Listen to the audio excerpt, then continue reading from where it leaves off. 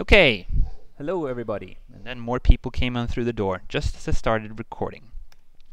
Okay, so last time we stopped kind of, well, towards the end, and I found it really convenient to stop at that point because something was wrong with my regular expression.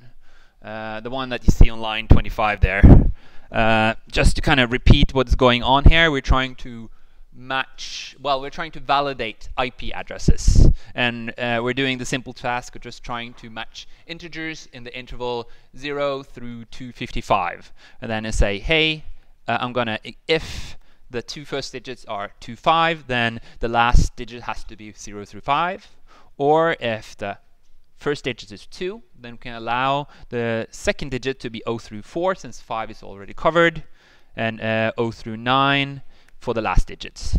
And if that's not the case, then we're talking about 0 or 1, and then we can have 0 through 9, 0 through 9. And I put this question mark to allow for fewer digits. So if you're going to say just 99, that's going to be equivalent to 099. So yeah, it works out.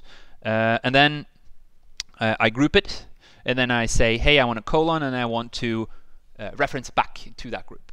Now, the problem with that, which I didn't talk about that, is the thing that I talk about here is the callback thing. You see here, I say A, B, A, because I grouped the A and say that, hey, I want to reference back to the A. That means that I'm not saying that the A has to be matched. If I say dot here, or let's say word character here, we're still in the territory where the first and the last letter still has to be the same. So if I say kind of, let's do this a little more constrained and say A, B, C. So either the letter A or the letter B or the letter C, then there's only 3 possibilities here. A, B, A, B, B, B, and C, B, C.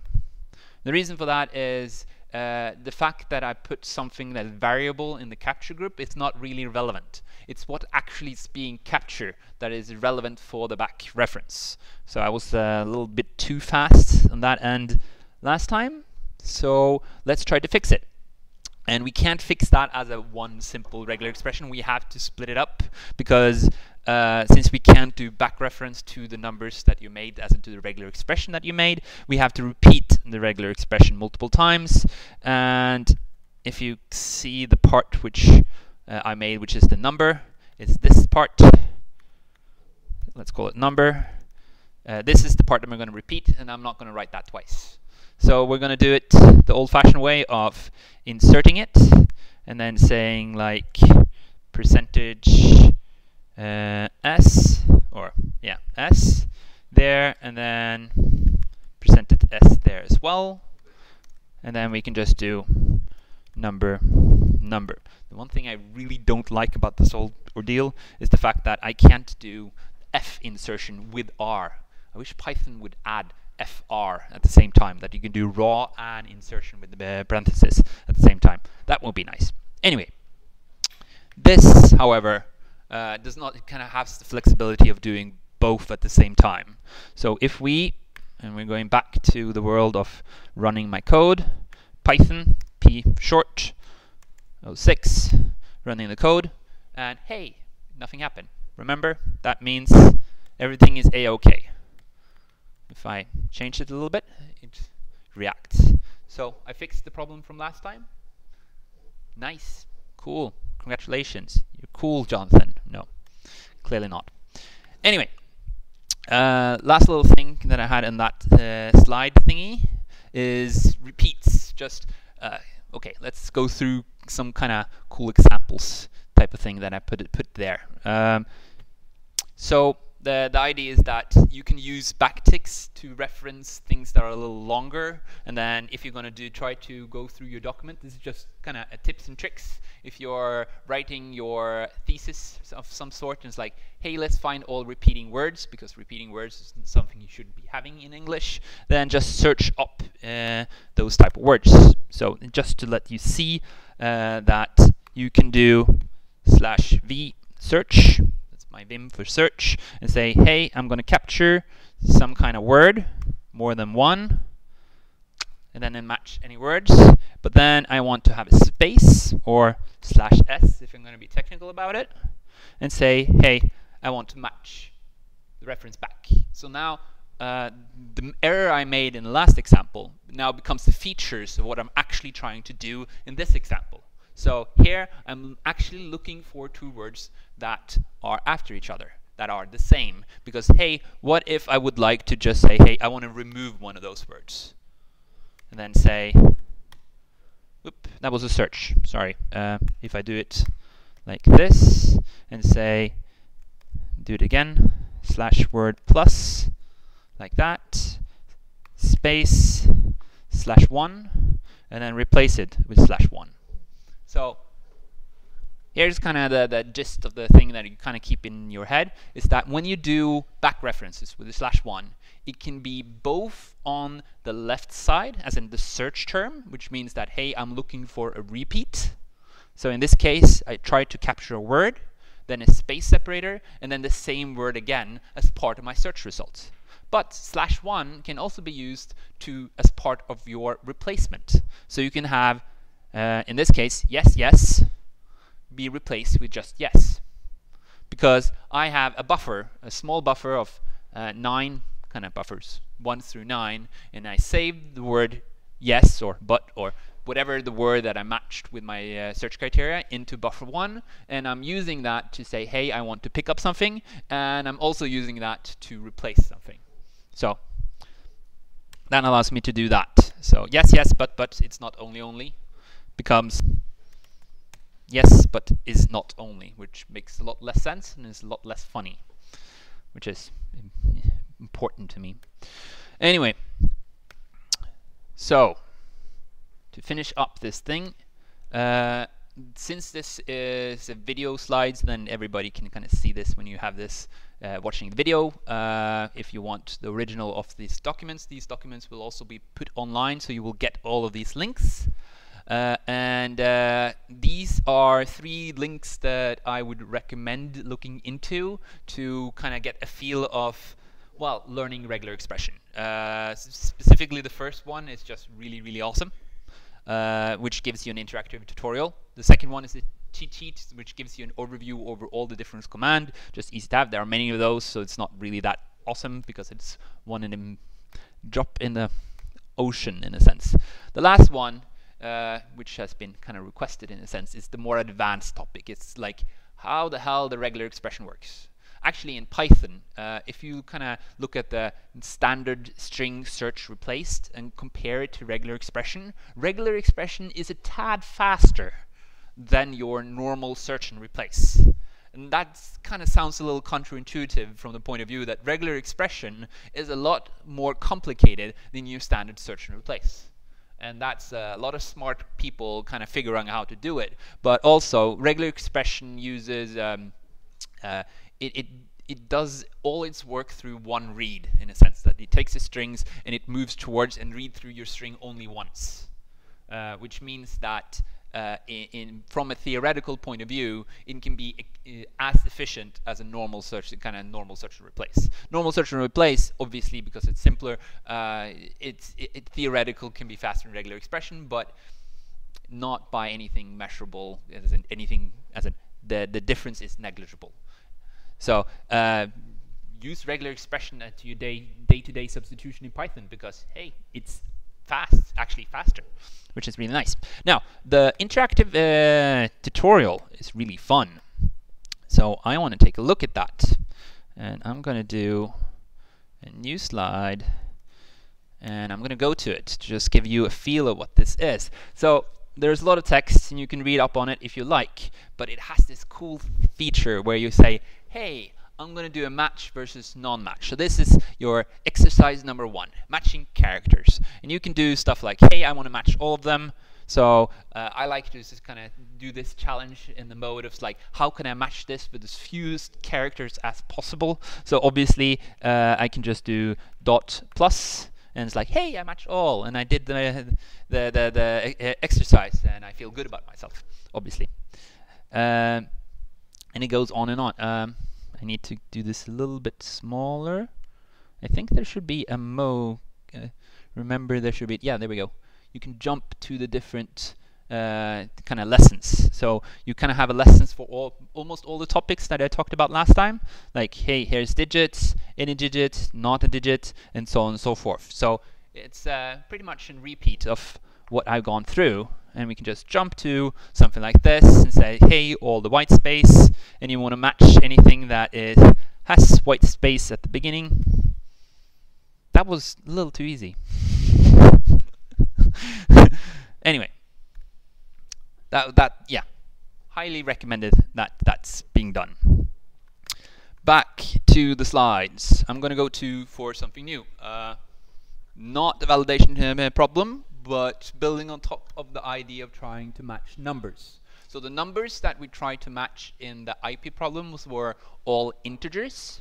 In real life, in most documents or logs, actually, these type of things happens in practice mostly in logs, where numbers comes in different formats. Or if you just do some kind of printout as part of your like NumPy, for example. NumPy switches format all the time.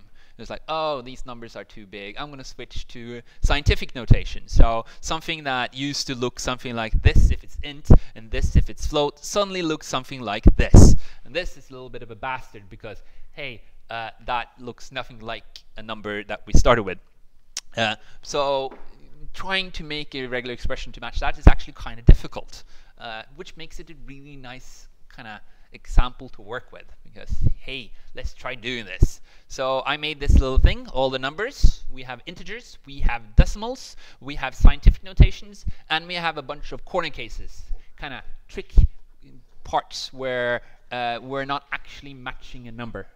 So if I'm doing my job correctly, I'm going to do a regular expression that matches all the integers, all the decimals, and all the scientific notation numbers, and none of the corner cases. As in things that try to trick me that are there to just make kind of my world miserable. So we start by, as always, or as last time, we import RE, the regular expression model. And then we say print RE find all, and then we say some kind of regex on all the numbers. Yeah, that's about it. And then we just have to define what that regex is. R to say that this is raw. Okay, so naive approach, the simplest of the simplest. Well, the simplest of the simplest is just saying word character, but that's kind of, we can do even worse, or you can always do worse, which is kind of always fun, but doesn't teach you anything. So we're going to kind of match with numbers. I could say /d, but I'm going to make a custom one that includes more than 0 through 9. Well, I need the dot character, the physical dot. Now, keep in mind that when this topic came up in the beginning, the dot character has special meaning. It means any characters. And to get a physical dot, you have to cancel it. And it actually was a point, somebody pointed in the class last time, that I made a mistake and just used the normal dot character, which is fine from the point of view that there only was a dot to match with to begin with, but in reality, you really should be canceling them if you're trying to match them. But there is an exception, and that's when you're in these type of custom character classes, because in custom character classes, saying dot for matching anything doesn't really make that much sense. So from that point of view, it's going to just be a dot. And yeah, let's say E, large E, plus, and then there's the minus. Now the minus, however, is the other way around. The minus actually has special meaning. The same thing as hat, but hat is not something that you would actually use inside a custom character class to mean beginning of line. So to include minuses in your custom character classes, you have to remember to cancel them. So putting a slash in front of them means that I'm not trying to do some range, some weird range from plus to nothing, but I actually want to get the specific character that is slash. And if I J01 run this, it matches everything. Well, okay, we need to actually match the full word, so I add a plus after it. Like that. Now it looks ish better. So first of all, it matches way too much. We have e's amongst our letters in integers and decimal and science. Well, not well, science and corner cases. All my words includes an e, and all of those e's gets matched. So it matches way too much, including some of my corner cases. So, not good. We need to do better. So we need to simplify a little bit, and we need to kind of build up to try to address this problem. Thankfully, I kind of sorted it out. We need to match integers, we need to match decimals, and we need to match scientific notations. So a good way of tackling such a problem is to split them up and do actually those three things. So I'm going to just say that I'm going to first do the integer equals r something, and then change the inside here. Well, I'm going to say integer. So, for example, I can do plus minus, remember the cancel, to say something about its prefix. And as you can see, we don't really need the prefix always, so I put a question mark behind it. For those who don't remember, the question mark is what I like to call the maybe operator. So it means that you will have 0 or 1. So we might have a plus or a minus prefix. And beyond that, digits. One or more. That's all. That's the whole integer problem. And then doing the regex, I can just run my code again, and it gets a little better. So it matches all my integers. It matches also my decimals, but it truncates. And you see that in the case of 42.5, it gets truncated into plus 42, which is exactly what I wanted it to do in the case of actually matching integers.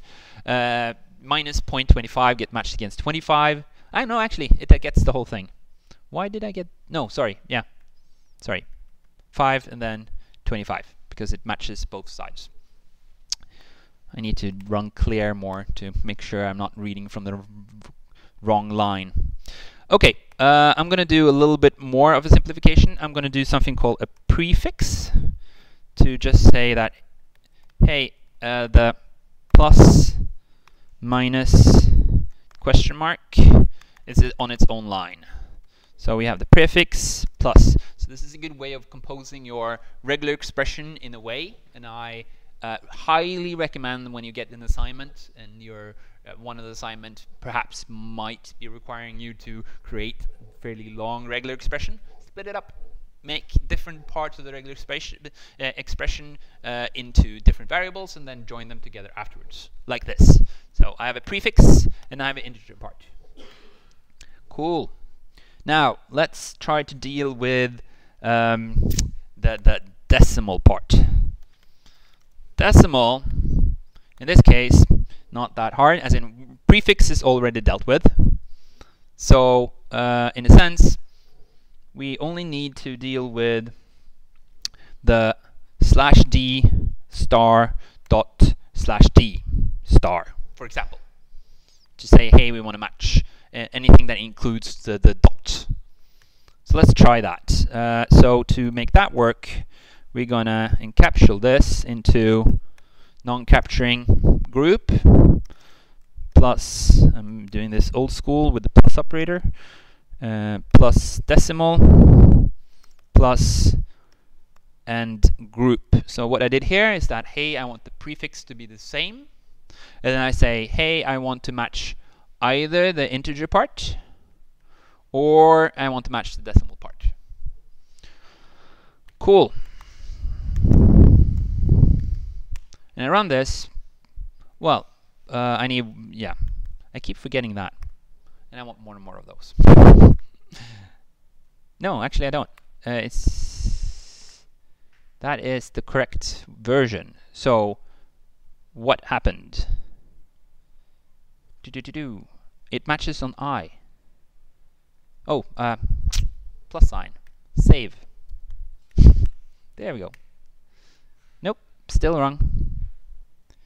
Regular expression is prefix capturing either integers, which is /d.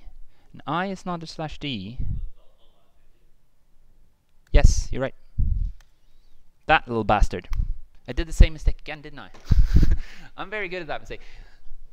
Actually, there's a reason for that, and that's the fact that if you do search in Vim, and this is one of those things that I don't know why is, if you don't include the /v, this part of the search term that I had down in the corner there, that means that I'm not doing regular expression, and then I can match like a plus character directly, which is really nice that I can turn off regular expression off and on. However, if I do just dot, for some reason Vim decides that dot is going to be any character, despite the fact that I'm not in the regular expression mode. So I get a little bit confused.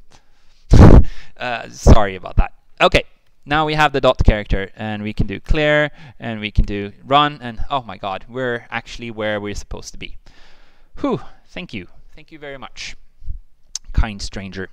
So for my integers, it matched perfectly. And then we get to the second line, and we have a problem here. It says plus 42. And as we said in the decimal, we want the dots, and we want to match kind of any characters behind it. So what went wrong on this little thingy here? So regular expression is kind of like most programming languages, or kind of state machines, or whatever you want to call it, operate left to right. That means that it takes an expression and then it runs through them kind of logically from one side to another, and if it matches, then it's good. If it doesn't match, then it moves on. So it's an if statement that goes on here, and the branch you end up is based on if it matches the branch that you're on. So what did we do here? Well, for every character it gets to, it starts a branch and says that, hey, did I match a prefix? And if yes, okay, I'm capturing, it's starting and capturing. It might fail later, but it starts trying to do the capturing of the prefix, and then it moves on, and then it finds, hey, do I have a match on the integer? And in this case, in the case of a plus 42, it does.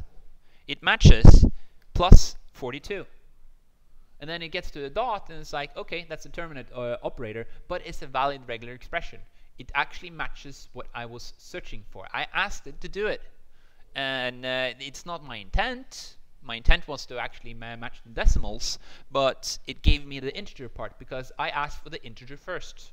So as a good rule of thumb when doing your regular expression and trying to sort your statements, always, and I mean always, do the complicated part first.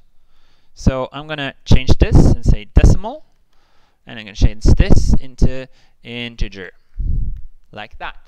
So now and what I'm doing is that I'm first looking for a decimal, and if it fails to match decimal, then it looks for an integer.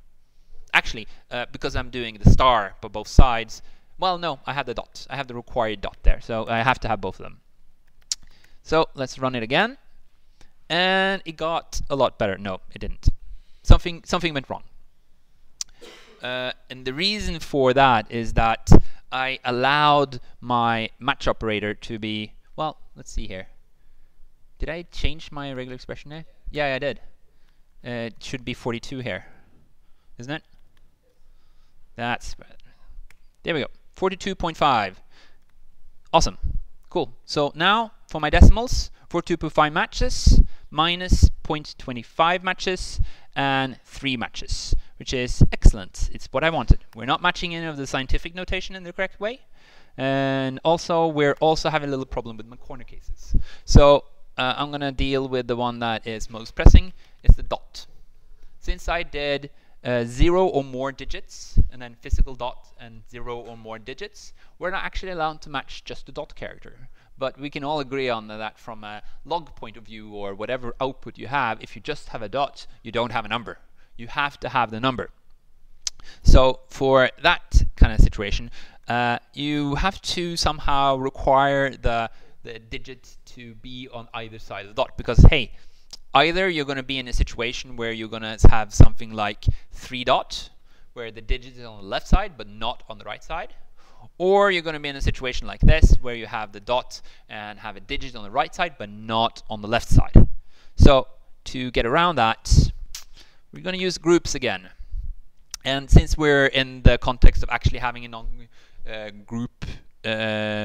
non-capturing group on my regex line, I'm going to just put an OR directly in there because it doesn't matter. Actually, thinking of it, you don't really need the capturing group to use the ORs at all. the whole regular expression is actually a group in itself. It's group 0, if anybody remember that, which means that you can just put ors in there without actually having parentheses at all.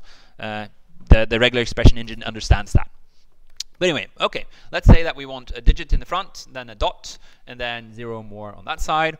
Or we want, actually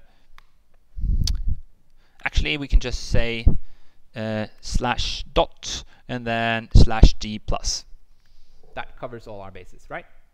Because now we're either requiring to be a digit and 0 or more on the right side, and we're forcing it to be on the right side in case that's not the case. And remember the complexity part, always do the most complicated ones before, and I would argue that the plus star is more complicated than just the plus. Let's run it, and hurrah! 42.5 is matched. The minus 0.25 is matched, the 3 is matched, and now the physical dot is not matched.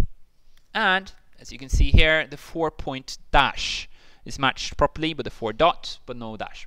Well, it wasn't matched before, but hey, cool. It matches all the ones that I'm trying to capture. Onwards! Okay, so now we're going to try to do the scientific notation, the hard part of this thing. Well, perhaps the hard part of these things. So I'm going to call it science. I'm going to give it a regular expression like this. I'm going to put it in, and because of complexity rule, we're going to put it in the front because that's what we do. It's the most complicated part, or we expect it to be the most complicated part. Like that. And then we're going to need to give it some content. Well, how does that one look? Well, we can have a digit, 1 or more, and then you can have a physical dot. Remember my slashes to define the dots.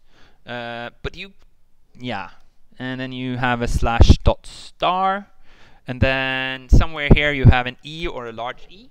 We could turn on case insensitivity if we wanted to, but it doesn't seem really justified. So you remember the flags that we talked about. I can kind of just import RE.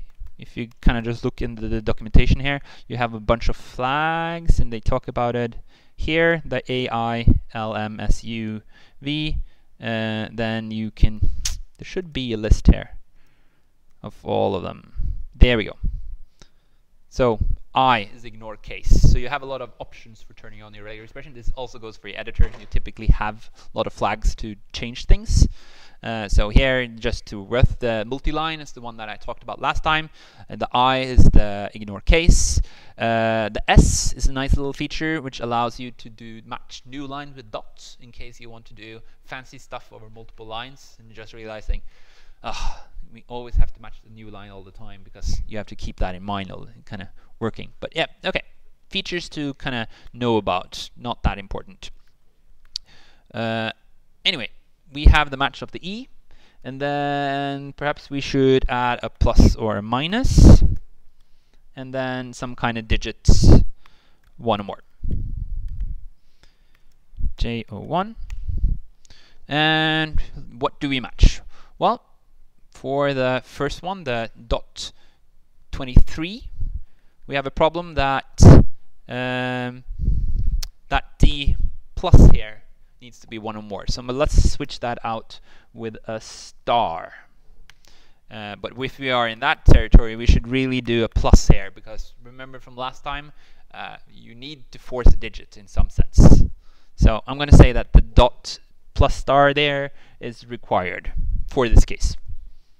Rerun it, and that looks a lot better. Now we have a match on the first one, the dot 23E4. For the second one, we also have a match, minus 4.E02, and then we get to the third one, which is plus 1E1, which we don't match at all. We matched the 1 and the 1. So what went wrong with that one? Well, it doesn't have a dot. So how do we remove the dot? Well, we have the maybe operator, my favorite little operator, the little one that could. Also note that you also don't have plus minus after the E. So this is valid Python notation, or C notation for that matter. and you don't really need the plus minus operator after the E to define scientific notation, so this one should be optional as well. So I'm adding in a maybe operator there as well. And if I now run the code, we get still no matches.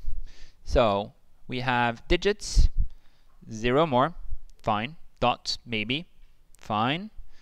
We have digits, which is 1, cool, E, maybe. Something's wrong here. Can anybody see what's going on here? Am I missing something?